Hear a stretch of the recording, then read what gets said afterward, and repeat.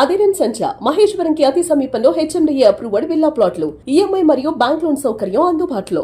వికారాబాద్ జిల్లా కేతిరెడ్డిపల్లికి సంబంధించినటువంటి అడ్వకేట్ స్వప్నాని ఆమె సొంత బ్రదరే కిరాయి హంతకులతో హత్య చేయించారు. ఎందుకు అంటే వాళ్ళిద్దరి మధ్య ఉన్నటువంటి ఆస్తి తగాదాలు. మాయమైపోతున్నాడమ్మా మనిషి అన్నవాడు అని చెప్పి అందశ్రీ గారు రాసినటువంటి ఏదైతే గేయం ఉందో దాన్ని మరోసారి మనం గుర్తు చేసుకోవాల్సినటువంటి అవసరం కనిపిస్తుంది. మనిషి అన్నవాడే కాదు, మానవ బంధాలు, సంబంధాలు, మానవత్వం కూడా మంట కలిసిపోతుంది, మాయమైపోతున్నాయి. ఎంత దారుణంగా సొంత చెల్లిని సుపారీ గ్యాంగ్ తో హత్య చేయించారో, అది కూడా అత్యంత కిరాతకంగా. ఒకసారి వాళ్ళ ఫ్రెండ్ లోకేశ్వరి గారు అడ్వకేట్, తను కూడా ఆమె లైవ్ కాల్ అందుబాటులో ఉన్నారు. అసలు ఏం జరిగింది, ఎందుకు ఇంత దారుణానికి సొంత అన్ననే ఒడిగట్టాడు, ఆమె మాటల్లోనే విందాం. నమస్తే అండి లోకేశ్వరి గారు.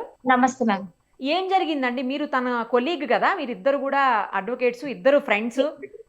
అసలు ఏం జరిగింది? ఎందుకు స్వప్న గారి మీద అంత కక్ష సాధించాడు వాళ్ళ బ్రదర్, సొంత బ్రదర్? స్వప్న నా క్లోజ్ ఫ్రెండ్ మ్యామ్. మేమిద్దరం కొలీగ్స్, చెవెల కోర్ట్ లో ప్రాక్టీస్ చేస్తున్నాం. నేను 1 year నుంచి నాకు పరిచయం, చాలా క్లోజ్. ఫ్యామిలీ మ్యాటర్స్ కూడా షేర్ చేసుకుంటది. ఓకే. తన పేరు మీద ఉన్న ల్యాండ్ వాళ్ళ అన్నకు కావాలని చెప్పి ఈ దారుణానికి పాల్పడ్డాడు మేడం. Okay okay. అంటే తన పేరు మీద ఉన్న ల్యాండ్ అంటే అది ఫాదర్ పెట్టినదా అండి, లేకపోతే ఇతను పెట్టాడా? లేదు, ఫాదరే మేడం, ఫాదర్. మరి వాళ్ళ ఫాదర్ ఉన్నారా అండి? వాళ్ళ ఫాదర్ చనిపోయారు మేడం. వాళ్ళ ఫాదర్ చనిపోయినందుకు ఇప్పుడు ఈమె మీద ప్రెషర్ చేస్తున్నాడా అతను? ఈమె మీద ప్రెషర్ చేస్తున్నారు. వాళ్ళ మదర్స్ ని కూడా ఇతను చూసుకోవడం మేడం, ఫైనాన్షియల్ గానీ వాళ్ళకి హెల్త్ బాగాలేకపోయినా ఒక్కసారి కూడా వచ్చి చూసుకోవడం లాంటివి ఎలాంటివి ఏం చేయలేదు. ఏమున్నా తినే చూసుకునేది, ఫైనాన్షియల్ గా తినే పెట్టేది. వాళ్ళు ఎలాంటి సిచ్యువేషన్ ఉన్నా గానీ ఈవెన్ ఒక్కసారి కూడా వచ్చి వాళ్ళని చూడడం గానీ మాట్లాడడం గానీ చేయలేదు. ఎవరు? ఇలా బ్రదర్.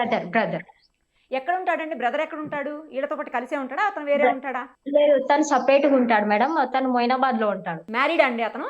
Married madam. తను అంటే అసలు ఈ ఘటనకు ముందు నుంచి ఏం జరిగింది అనేది కొంచెం ఎక్స్ప్లెయిన్ చేయరా? ఆమె ఆల్రెడీ అప్పటికే కేసు పెట్టారు పోలీస్ స్టేషన్ లో కూడా. తనకి భయం అంటే థ్రెట్ ఉంది, భయపడుతున్నాను, ఎవరో చంపే అవకాశం ఉందని చెప్పేసి ముందే పెట్టాను అన్నారు. అసలు మొదటి నుంచి ఏం జరిగింది అనేది కొంచెం ఎక్స్ప్లెయిన్ చేయండి. యాక్చువల్లీ November 4th కి తను ఫస్ట్ యాక్సిడెంట్ అయింది మ్యామ్. మాకు ఎప్పటి నుంచో తెలుసు తన నుంచి తినకి థ్రెట్ ఉందని చెప్పేసి. November 4th ఫస్ట్ యాక్సిడెంట్ చేయడం జరిగింది. కార్ తో గుద్దేసి వెళ్ళిపోయారనమాట. అది ఫస్ట్. అండ్ అప్పుడు కూడా మేము చెవల PS లో కంప్లైంట్ చేసాం, FIR కూడా అయింది, కానీ వాళ్ళు ఎట్లాంటి ఇన్వెస్టిగేషన్ చేయలేదు, మాకు ఎలాంటి ఇన్ఫర్మేషన్ అనేది ఇవ్వలేదు. And second time January 11th రోజు మళ్ళీ ఈవినింగ్ 7:30 కల్లా మళ్ళీ డోజర్ తో తనని మర్డర్ చేయించాలని చెప్పేసి ట్రై చేశాడు. 2 సార్లు అటెంప్ట్స్ అయ్యాయి. ఒకటి చెవల PS, ఒకటి మొయినాబాద్ PS లో కూడా మేము FIR పెట్టాం, కంప్లైంట్ ఇచ్చాం. పర్సనల్ గా DCP సార్ కూడా ఇచ్చాం, కానీ వాళ్ళు ఎలాంటి యాక్షన్ మాత్రం తీసుకోలేదు మేడం. 2 ఘటనల తర్వాత ఏమైంది? ఈమె అడగలేదా ఎప్పుడు కూడాను, నువ్వే చేయిస్తున్నావు నాకు తెలుసు, ఎందుకు చేయిస్తున్నావు అట్లా బ్రదర్ తో మాట్లాడలేదా? చాలా సార్లు అడగడం జరిగింది మేడం. ఇద్దరం కాంప్రమైజ్ అయిద్దామని చెప్పేసి నేను ఎన్నో సార్లు అడిగినా కూడా తను ఒప్పుకోలేదు మేడం. ఎట్లయినా సరే ఏదో ఒక రోజు నేను కంపల్సరీ నేను చంపేస్తానని చెప్పి తను చెప్పాడు మేడం, అందరి ముందునే. ఇప్పుడు అంటే ప్రాపర్టీని మొత్తం ఈమె పేరు మీద పెట్టారా? వాళ్ళ ఫాదర్ లేకపోతే హాఫ్ ఈమెకి, హాఫ్ వాళ్ళ బ్రదర్ అట్లా పెట్టారా? యాక్చువల్లీ 20 acres వరకు వాళ్ళకు ఉండే మేడం. దాంట్లో 15 acres వరకు వాళ్ళ బ్రదర్ కే ఉండే. ఒక 5 acres వీళ్ళ పెద్దమ్మ, అంటే వాళ్ళ నాన్నకి 2 wives.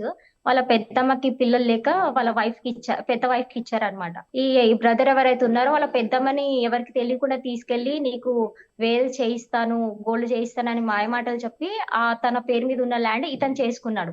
తినకి 1 month తర్వాత ఈ అమ్మాయికి స్వప్న అనే అడ్వకేట్ కి తెలిసిన తర్వాత RDO, MRO సార్ దగ్గరికి వెళ్ళి, MLA సార్ వాళ్ళ అందరి దగ్గరికి వెళ్ళి రిక్వెస్ట్ చేసి ఇట్లా చేయడం జరిగింది సార్, మీరు న్యాయం చేయండి అంటే అక్కడ ఉన్న MRO, RDO వాళ్ళందరూ మళ్ళీ తన పేరు మీద నుంచి వాళ్ళ అమ్మ పేరుకి చేయడం జరిగింది.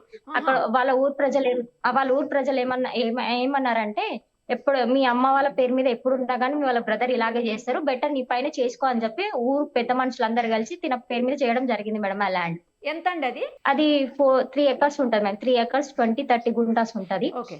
ఇప్పుడు తన దగ్గర ఉన్న ల్యాండ్ కూడా తనకి ఆల్రెడీ 9 acres వరకు ఉంది మేడం. అంతున్నా కూడా తన దగ్గర ఉన్న ల్యాండ్ కావాలని చెప్పేసి తను ఈ దారుణానికి పాల్పడ్డాడు మేడం. మరి ఇప్పుడు ఈమె దగ్గరే తక్కువ ఉంది కదా, నిజానికి అతని దగ్గరే ఎక్కువ ఉంది కదా అసలు.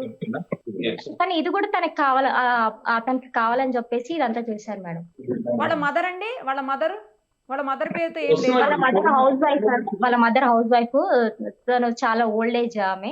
తనకేం చేత కాదు, మొత్తం తినే చూసుకునేది. వాళ్ళకి హెల్త్ ఇష్యూస్ అయినా వాట్ ఎవర్ ఏదైనా పెద్దమ్మని వీళ్ళ మదర్ని ఇద్దరిని కూడా ఈవిడే చూసుకునేవాళ్ళు, స్వప్నాని. ఈమెనే చూసుకునేది. వాళ్ళన్న ఎప్పుడు కూడా వచ్చి చూడడం గానీ చేయడం గానీ ఎలాంటివి ఏం జరగలేదు మేడం. ఆ రోజు ఏం జరిగిందండి? తను కోర్టుకు వచ్చారా అసలు? ఆ రోజు రాలేదా? కోర్టుకే రాలేదా? కోర్టుకే రాలేదు madam. Actually land 1 acre land అమ్మి తను మ్యారేజ్ చేసుకుందామని అనుకుంది. ఆ, అదే సర్వే చేయించడానికని మార్నింగ్ వెళ్ళింది. మార్నింగ్ వెళ్ళి అంతా సర్వే చేయించిన తర్వాత ఇంటికి వచ్చే రిటర్న్ లో ఇదంతా జరిగింది మేడం. దారిలో వస్తూ ఉండగా జరిగింది. ఆ ఇంకా స్టార్ట్ అవుతాం అనే టైంలో వాళ్ళ బ్రదర్ వేరే వాళ్ళని పంపించి, ముగ్గురిని పంపించి ఇట్లా మర్డర్ చేయించాడు మేడం. ఎంత ఉంటదండి 1 acre ల్యాండ్ అక్కడ ఆ ఏరియాలో? ఎందుకు అంత అక్కడ 3 crores ఆర్ 5 crores అట్లా పోతుంది మేడం. చాలా వ్యాలిడ్ ల్యాండ్ అన్నమాట అయితే. Yes madam. ఎక్కడ అందుకని కరెక్ట్ గా ఎక్కడ ఉంటది ల్యాండ్? కరెక్ట్ కేతిరెడ్డిపల్లి విలేజ్ లోనే ఉంటది మేడం. అది రోడ్డుకు ఉంటది మేడం వాళ్ళ పొలం మొత్తం. వాళ్ళ ఫాదర్ సెల్ఫ్ ఎక్వైర్డ్ అండి, లేకపోతే యాన్సిస్టర్స్ దాది? వాళ్ళ ఫాదరే మేడం. వాళ్ళ ఫాదర్ కష్టపడి సంపాదించిన భూమి అతను. ఆన్సిస్టర్ వాళ్ళది అదేం లేదు మేడం. సెల్ఫ్ ఎక్వైర్డే. సెల్ఫ్ ఎక్వైర్డ్ అయినా కూడా అతనికి ఎక్కువ పెట్టారు, ఈమెకు తక్కువ పెట్టారు. అది సరిపోలా. అది సరిపోలేదు. తిన దగ్గర ఉంది కూడా నాకు కావాలి, నీకేంటి అమ్మాయివి, నీకెందుకు అని చెప్పి చులకన చేయడం కూడా చాలా సార్లు జరిగింది మేడం. తనని కొట్టాడు కూడా చాలా సార్లు. చాలా కంప్లైంట్స్ జరిగాయి. చాలా పిఎస్ఎల్కి వెళ్ళింది కానీ ఎవరు ఎలాంటి న్యాయం మాత్రం చేయలేదు మేడం తనకి. ఈవెన్ తనతో పాటు నేను కూడా చేవెల పిఎస్కి వెళ్ళాను, మొయినాబాద్ పిఎస్కి వెళ్ళాము. మా కోర్టు నుంచి మా బార్ అసోసియేషన్ చేవెల అందరం అడ్వకేట్స్ అందరం కలిసి వెళ్ళాము, అడగడం జరిగింది. కానీ పోలీస్ వాళ్ళు మాత్రం ఎలాంటి ఇన్ఫర్మేషన్ అనేది మాకు ఇవ్వలేదు మేడం. పోలీస్ వాళ్ళు కూడా తనకి చాలా ఫేవర్ గా ఉన్నారు మేడం. తనకి థ్రెట్ ఉంది, నాకు పోలీస్ ప్రొటెక్షన్ ఇవ్వండి అని చెప్పి మేము వెళ్ళి ఈవినింగ్ 7:30, 8, 9 వరకు పిఎస్ లో ఉండడం కూడా జరిగింది. కానీ డీసీపీ సార్ గానీ ఎస్ఐ సార్ గానీ ఎవరు ఎలాంటి యాక్షన్ అయితే తీసుకోలేదు మేడం. ఒకవేళ వాళ్ళు ఆ రోజు యాక్షన్ తీసుకుని ఉంటే ఈ రోజు స్వప్న ప్రాణాలతో ఉండేది మేడం. ఈవెన్ ల్యాండ్ పోయినా గానీ పెద్ద మనుషుల సమక్షంలో కూర్చొని మాట్లాడినా ల్యాండ్ పోయినా తన ప్రాణాలతో మిగిలి ఉండేది. ఫస్ట్ వాళ్ళు ఆమె ఎప్పుడైతే 2 సార్లు అటెంప్ట్స్ అయినాయి మీద అప్పుడే కంప్లైంట్ చేసింది కదా, ఆ టైంలో యాక్చువల్లీ ఇన్వెస్టిగేషన్ అనేది చెయ్యలేదు మేడం. కాల్ చేసి అడగడం గానీ, కాల్ చేసి రమ్మడం గానీ ఏం జరగలేదు. అసలు పిఎస్ కి కూడా వాళ్ళని పిలిపించలేదు మేడం ఈ పోలీస్ వాళ్ళు. కాల్లోనే చుట్టాలకు ఫోన్ చేసి మాట్లాడినట్టు మాట్లాడారు కానీ తనని పిలిచి ఇన్వెస్టిగేషన్ అనేది ఆన్ రికార్డ్ కెమెరా అనేది ఏం చెయ్యలేదు మేడం. అసలు పోలీస్ వాళ్ళు మొత్తం ఎవరైతే హంతకుడు ఉన్నాడో తనకి చాలా ఫేవర్ గా ఉన్నారు మేడం. అతను ఏం చేస్తాడండి? అతను రియల్ ఎస్టేట్ చేస్తారంట మేడం. వీళ్ళిద్దరు ఓన్ బ్రదర్సే కదా, ఓన్ సిస్టర్ బ్రదరే కదా, అంటే ఓన్ బ్రదరే కదా ఇతను? లేకపోతే ఇద్దరు వాళ్ళ నాన్నగారికి 2 వైఫ్లు అన్నారు కదా, అందుకని డౌట్ వచ్చింది నాకు. అవును లేదు own sister madam. Own sister. ఒక తల్లికి పుట్టిన వాళ్ళ వీళ్ళు. ఒక తల్లికి పుట్టిన వాళ్ళు. ఎందుకు ఇంత దారుణంగా, ఇంత కక్షణమో డబ్బు కోసం, ఆస్తి కోసం ఇంత ఘోరంగా ప్రవర్తిస్తారా అండి లోకేశ్వరి గారు? నాకు అసలు అర్థం కావట్లేదు. నిజమే మీరన్నట్లు పెద్ద మనుషుల్లో కూర్చొని ఏమన్నా చూస్తుంటే, అంటే మాట్లాడుకుంటే ఆస్తి పోయేదేమో. కనీసం స్వప్న అట్లా చాలా సార్లు ట్రై చేసింది మేడం ఈ అమ్మాయి. చాలా అంటే చాలా సార్లు ట్రై చేసింది. ఎమ్మెల్యే దగ్గరికి వెళ్ళింది, చాలా మంది దగ్గరికి వెళ్ళి మన ఇద్దరం కాంప్రమైజ్ అయి ఉందాము, మంచిగా ఉందామని చెప్పి తిను చాలా రిక్వెస్ట్ చేసింది. కానీ లేదు, నీ దగ్గర ఏం ఉండదు, నువ్వు చనిపోవాలని చెప్పి తను మెంటల్ గా ఫిక్స్ అయిపోయాడు మేడం. నీ దగ్గర ₹1 కూడా ఉండదు, నీకేం తగ్గొద్దు, నువ్వు ఆడపిల్లవు, నువ్వు వెళ్ళి ఎక్కడైనా చచ్చిపో అన్నట్టు మాట్లాడేవాడు మేడం. చాలా చులకనగా చేసి మాట్లాడేవాడు వాడు. చాలా దారుణం అండి.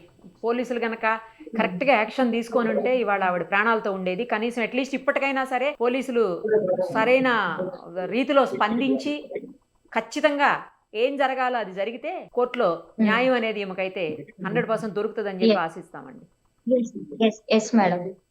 మీరందరూ బాయ్కాట్ చేసి అంటే కోర్టుని బాయ్కాట్ చేసినట్టున్నారు. మీరంతా బాయ్కాట్ చేసి బయట ధర్నా చేస్తున్నట్టున్నారు. మేము ఒక 8 days 9 days వరకు బాయ్కాట్ చేస్తున్నాము తనకు న్యాయం జరగాలని చెప్పి. ఎందుకంటే పోలీస్ వాళ్ళు కూడా వాళ్ళకి ఫేవర్ గా ఉన్నారు కదా మేడం. అదేలేండి. సో అందుకని బాయ్కాట్ చేయాలని చెప్పి మేము నిర్ణయించుకున్నాము. ఈ రోజు నుంచి బాయ్కాట్ చేయడం జరుగుతుంది మేడం. రవీంద్ర గారు, మీకు కూడా కొలీగ్ ఏమో కదా స్వప్న, ఏం జరిగిందండి? స్వప్న గారు ఇంతకు ముందు కూడా గతంలో 2-3 సార్లు ఇష్యూ అయినప్పుడు వెళ్ళి ఆమె అటెంప్ట్ టు మర్డర్ కేసు పెట్టారని చెప్పి దాని మీద ఏ మాత్రం యాక్షన్ లేదు అని, అందుకే ఈ రోజు స్వప్న బ్రతికలేరు అని చెప్పేసి ఆవేదన పడుతున్నారు లోకేశ్వరి గారు. అయితే ఇది వరకు ఈ 3 నెలల క్రమంలోనే 2 సార్లు యాక్సిడెంట్ జరిగింది మేడం. అయితే అక్కడ ఎఫ్ఐఆర్ కంప్లైంట్ చేస్తే వాళ్ళు ఎట్లాంటి ఇన్వెస్టిగేషన్ చేయలేదు. అయితే మా ఫ్రెండ్ వాళ్ళు ఎవరైతే ఉన్నారో బార్ అసోసియేషన్ ప్రెసిడెంట్ జగన్ గారితో డీసీపీ కాల్ చేయించి డీసీపీ త్రూగా కూడా మళ్ళీ ఆయనకు కూడా రిటర్న్ గా ఇస్తే డీసీపీ గారు కూడా ఎట్లాంటి యాక్షన్స్ లేదు మేడం అక్కడ. ఈ క్రమంలో ఏమైందంటే ఈ థర్డ్ అటెంప్ట్ లో వాళ్ళు సక్సెస్ అయ్యారు మేడం. మా ఫ్రెండ్ ని మేము కోల్పోవాల్సి వచ్చింది. చాలా దారుణం అండి. ఒకవేళ ఇదివరకే ఎస్ రెండు కంప్లైంట్లు తీసుకున్నప్పుడే వాటి మీద ఒకవేళ వాళ్ళు ప్రాపర్ ఎంక్వైరీ చేసినట్టుంటే ఈ రోజు మేము మా ఫ్రెండ్ ను మాతో పాటు ఉండేవాళ్ళం. చాలా ఘోరం అండి. సొంత అన్న ఆస్తి కోసం అయినా అతనికి కూడా ఇచ్చారంట కదా, ఆస్తి బాగానే ఇచ్చారంట కదా. ఇచ్చిన తర్వాత కూడా ఎందుకు ఈమె ఆస్తి కోసం అంతగానో అతను? యాక్చువల్లీ మేడం 15 ఎకరాల ప్రాపర్టీ ఏముంటే ఆయనకి ఇదివరకే 10 ఎకరాల వరకు ఇచ్చినారు. ఆయన జలసాలకు విన్యాసాలకు అలవాటు పడి ఏం చేసిందంటే ఏదో అఫైర్స్ పెట్టుకొని అట్లా 8 ఎకరాలు ఇదివరకే అమ్ముకొని ఉన్నారు. తర్వాత అమ్మేసుకున్నారు. అయితే ఎవరైతే ఈయన దొంగతనంగా వాళ్ళ అమ్మని తీసుకెళ్లి రిజిస్టర్ చేసుకున్న 4 ఎకరాలు ఫర్దర్ గా ఏవైతే చేసుకున్నారో అది క్యాన్సిలేషన్ చేయించి మళ్ళీ వాళ్ళ అమ్మ పేరు మీదకి చేపించి ఆ తర్వాత తన పేరు మీదకి చేపియడం జరిగింది. ఏది ఎమ్మెల్యే త్రూగా అదంతా చాలా కష్టపడి తన పేరు మీద ఉన్న ల్యాండ్ ఏదైతే ఇప్పుడు దానికి ఏం చేశారంటే దానికి ఏదైతే ఉందో ఆ ల్యాండ్ ఈమె పేరు మీద ఉన్నది కాబట్టి మళ్ళీ ఇక ఖచ్చితంగా వాళ్ళు టార్గెట్ చేసి ఎట్లనన్నా ఈమెను లేపేస్తే ఈమె పేరు మీద ఉంది కాబట్టి. అయితే రీసెంట్ గా ఆమెకు మార్చిలో పెళ్లి ఫిక్స్ అయి ఉన్నది మేడం. పెళ్లి మార్చిలో పెట్టుకొని ఉన్నారు. అయితే పెళ్లి కంటే ముందే ఎట్లనన్నా అంతమొందించాలన్న పట్టుదలతో వాళ్ళు ఖచ్చితమైన ప్లాన్ వేసి గత 3 సంవత్సరాలుగా ఈ ప్లాన్ అమల్లో ఉన్నది మేడం. వాళ్ళు ఖచ్చితమైన ప్లాన్ తోటే ఈ దానికి పోలీస్ వాళ్ళ సహకారం కూడా కొద్ది వరకు ఉన్నది మేడం. కానీ అసలు పెద్ద పెద్ద ప్లేసెస్లో సుపారీ గ్యాంగులు, ఈ కిరాయి గ్యాంగులు అంతకులను చూస్తుంటామండి. చిన్న చిన్న పల్లెటూళ్ళకి పట్టణాలకు కూడా ఈ వ్యవస్థ వ్యాపించిందంటే దారుణం అండి అసలు. రవీంద్ర గారు, జనరల్ గా ఏంటంటే మేడం అది మొయినాబాద్ ఏరియాలో ఫామ్ హౌస్లు కానీ సినీ ఇండస్ట్రీకి సంబంధించిన పెద్ద పెద్ద వాళ్ళ ఫామ్ హౌస్లు వీళ్ళ ల్యాండ్స్ పక్కకెళ్ళే ఉన్నాయి. లైక్ జగపతి బాబు లాంటి పెద్ద పెద్ద వాళ్ళు. సో చాలా డిమాండ్. ఒక కనీసం 5 నుంచి 6 కోట్ల మధ్యలో వాల్యూ ఉన్నది మేడం. ఈ క్రమంలో ఆయన ఒకవేళ జలసాల కోసం అమ్ముకున్నప్పుడు ఏదో 10 లక్షలు 20 లక్షలకు అమ్ముకొని ఉంటారు. ఈ రోజు అంత మొత్తంలో 4.5 ఎకరాలు అంటే దాదాపు 20 కోట్ల ప్రాపర్టీ దగ్గర. సో ఆ లెక్కల్లో వాళ్ళు ఏంటంటే ఖచ్చితమైన ప్లాన్ మేడం. తను 3 సంవత్సరాలుగా మాతోనే ప్రాక్టీస్ చేస్తుంది, మాతోనే ఉంటున్నారు. మేము చాలా చక్కగా పని చేసుకునేటోళ్ళం. ఇండిపెండెంట్ గా కూడా మేము ప్రాక్టీస్ చేస్తున్నాం. మేము ఆఫీసు స్టార్ట్ చేసే క్రమంలో ఇలాంటి దురదృష్టవశాత్తుగా మేము కోల్పోవడం జరిగింది. ఇప్పటికైనా సరే పోలీసులు స్పందించి సరిగ్గా మనకి ఛార్జ్ షీట్ అది ఫైల్ చేసి 100% నేరస్తులకు శిక్ష పడేలాగా చేస్తారని చెప్పేసి ఆశిద్దామండి. పోతున్నాం మేడం. ఇప్పుడు కూడా డీసీపీ ఆఫీస్ ముట్టడికి వెళ్తున్నాం. నిన్న కూడా డీసీపీ గారు చాక్ తో గొంతుకొచ్చిరని మేము చెప్తే డీసీపీ ఆఫీస్ లో 100 మంది సమక్షంలో రాయితో కొట్టిరంట అని మాట్లాడతారు. తాళం తీయమని చెప్పేస్తే లాక్కునే క్రమంలో ఏదో తగిలి కింద పడి గొంతు గీరకపోయింది అనే క్రమంలో మాట్లాడతారు.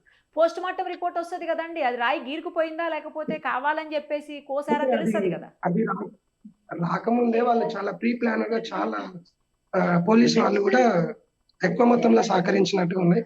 పోలీసు వాళ్ళ మీద కూడా మాకు ఖచ్చితమైన అనుమానాలు ఉన్నాయి. మా ఫ్రెండ్ మీరు పై స్థాయి అధికారులను కలవండి. కింది స్థాయిలో జరగొచ్చేమో కానీ పై స్థాయిలో అలా జరగదు కాబట్టి పై స్థాయి అధికారులను కలవండి. అప్పుడైతే మీకు ఖచ్చితంగా న్యాయం జరుగుతుంది ఈ అమ్మాయికి. మేడం మేము ఒక ఎజెండా పాస్ చేసుకుంటున్నాం. మా పెద్దోళ్ళు కూడా మా మూకుమ్మడిగా 100-150 మంది మేము అందరం కూడా ఇప్పుడు కార్యాచరణ రూపొందించుకుంటున్నాం. 1 వీక్ 5 to 13 వరకు మేము ఒక బైకాట్ అయితే తీసుకున్నాం. ఈ క్రమంలో రోజుల వారీగా సకల బార్ల నుంచి మేము పిలుచుకొని ఒక ఎజెండా పాస్ చేసుకుని మేము ఖచ్చితంగా అప్రోచ్ అవుతాం మేడం. మీరు సైబరాబాద్ లిమిట్స్ వస్తుందా అండి? సైబరాబాద్ వస్తుంది. ఫ్యూచర్ సిటీ అయింది ఇక్కడ. ఫ్యూచర్ సిటీకి వస్తుందా మీది? ఓకే. ఇంత ముందు సైబరాబాద్ ఉండిందేమో, ఇప్పుడు ఫ్యూచర్ సిటీకి వెళ్ళింది. ఓకే. సరే అండి, తనకి న్యాయం జరగాలి అని హంతకులకి అలాగే నేరస్తులకి కఠినమైన శిక్షలు కోర్టు పరంగా న్యాయపరంగా పడాలని చెప్పేసి ఆశిస్తున్నానండి. థ్యాంక్స్ అండి. Thank you so much. ధన్యవాదాలు.